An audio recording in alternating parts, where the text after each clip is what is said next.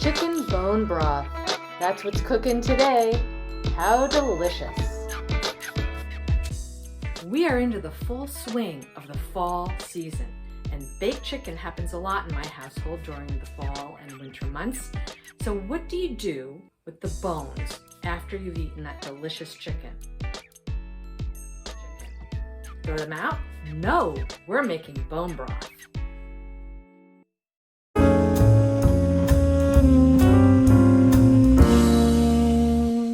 Hi everyone, welcome back to my channel, Simply Wendy, Live, Love, Bake.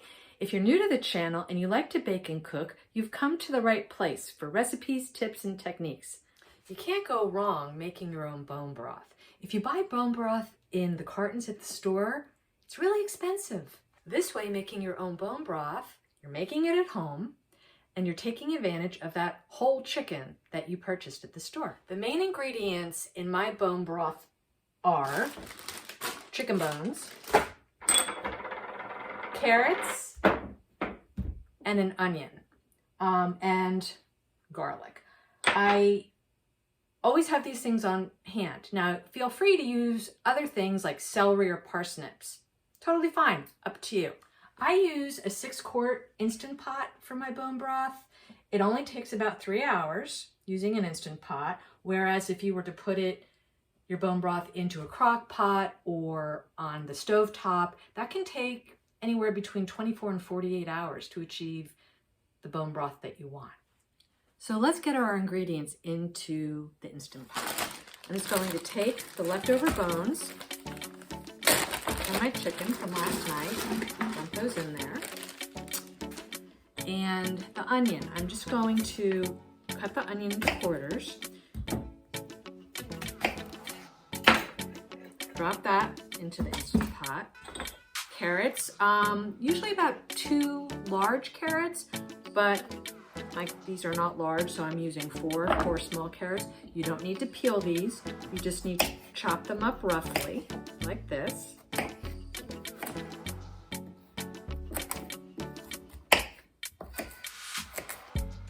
we go. Whoop, lost one. And put those in as well. Now I'm going to add garlic, 2 large cloves of garlic. These are kind of on the small side, so I'm just going to put 3 in there. 3 garlic cloves, 2 teaspoons of peppercorns, 2 teaspoons of salt,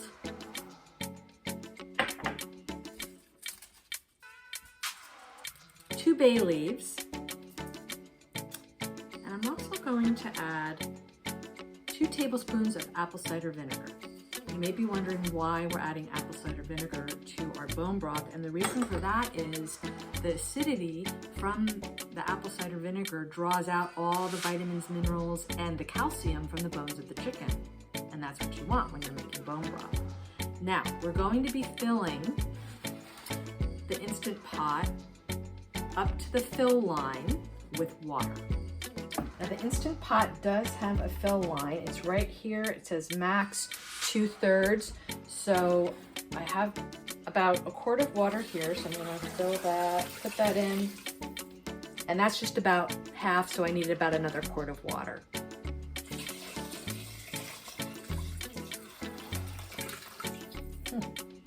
Maybe a little bit more.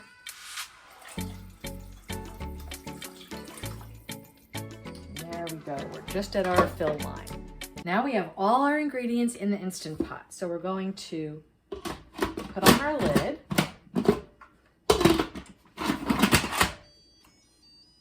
There, it makes a little sound. And we're going to make sure that this valve in the back here is pushed to closed. That needs to be closed.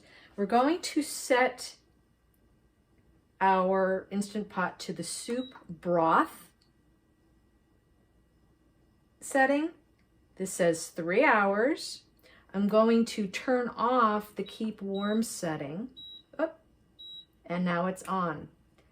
And it's just going to come up to temp, 3 hours, and then we'll have bone broth. So here's our delicious broth. And what I'm going to do is I'm going to take it and I'm going to strain it into this bowl here using a mesh colander. All right, so let's see if I can do this without burning myself. pot out. It's very hot. All right. And I'm basically just going to take it and I'm going to pour it into the colander. It's a fine mesh colander, so it should. Oh, there we go. And everything can just fall right in there. Good.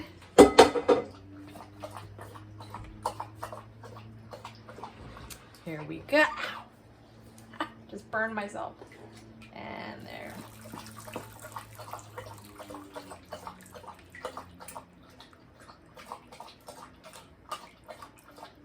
Perfect. Get this over the sink. And there is our delicious bone broth. Sorry about the picture there. Look at the color of that. So the next thing is we're just going to let this cool completely before I spoon it into mason jars. Our bone broth is cooled enough to the point where I can start putting it into mason jars. Most of this bone broth I'm going to be freezing. I am going to be keeping a container to put in the refrigerator. It can last for about a week, maybe a week and a half in the refrigerator.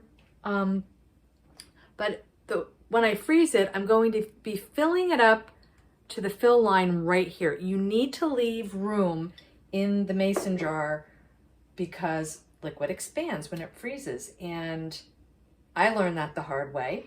I learned a lot of things the hard way, but I did. I had 2 jars and they exploded in the freezer. So what I do is I take a measuring cup.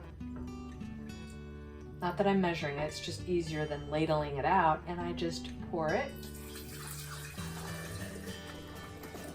into the mason jars. That's all I do. And let me tell you, this smells amazing. Make sure I'm getting it to right about there is where I want to keep it.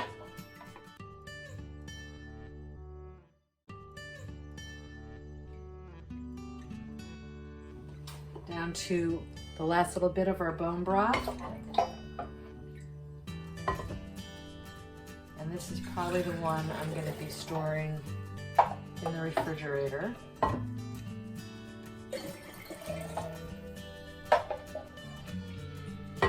This makes about, I would say 10 cups of bone broth, roughly. So I'm getting about 4 quarts out of it. There we go. And I'll probably just drink that last little bit. I'm sipping on the last little bit of bone broth that was in the bowl. So now that you have all this bone broth, what do you do with it? Well, I'm going to keep one in the refrigerator to use throughout the week. I use my bone broth in things, any recipe that calls for water. If I'm making rice, I'm going to use bone broth. If I take, let's say, frozen peas and they need to cook in water, I'm going to use bone broth. When I make polenta always calls for water, I'm going to use bone broth. It just gives that extra level of flavor, and just drinking it this way is really fantastic on its own. So I hope you enjoyed this video on bone broth, and I'll see you next time.